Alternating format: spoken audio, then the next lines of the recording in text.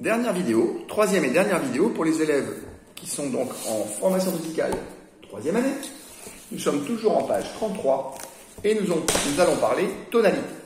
Je vous rappelle ce que nous avons abordé en classe. Que veut dire tonalité? Veut dire ton ou gamme. Qu'est-ce que c'est qu'une gamme? C'est la reproduction de la gamme de Do à partir de n'importe quelle note.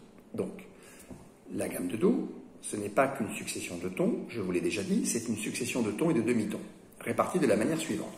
2 tons, un demi-ton, 3 tons, un demi-ton. Donc, quand vous appuyez sur les touches blanches d'un piano, vous ne jouez pas que des tons, vous jouez la gamme de Do.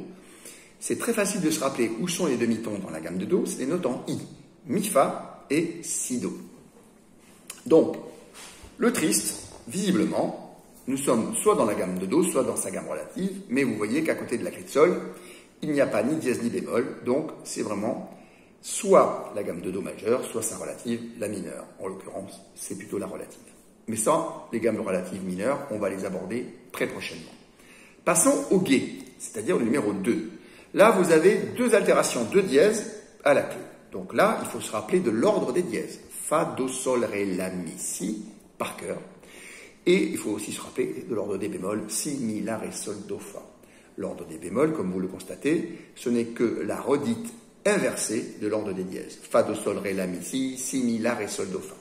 Donc finalement, quand vous connaissez l'ordre des dièses, normalement, vous pouvez apprendre très facilement celui des bémols.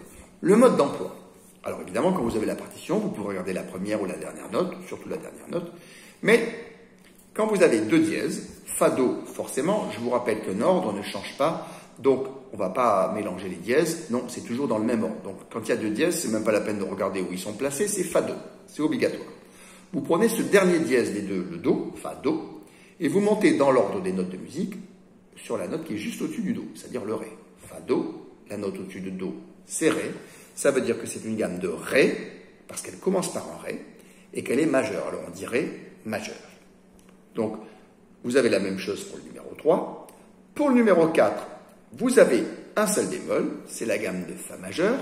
Je vous rappelle l'ordre des bémols, Si, Mi, La, Ré, Sol, Do, Fa. Et comment faisons-nous pour trouver la tonalité avec les bémols? On prend toujours l'avant-dernier bémol.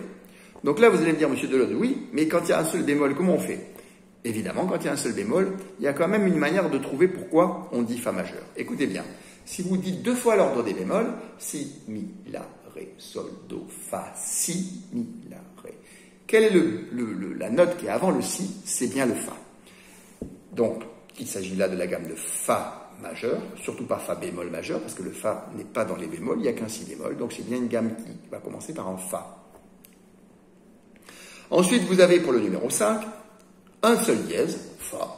Eh bien, ça marche très bien. Je le prends le Fa, qui est donc le dernier dièse, le premier et le dernier.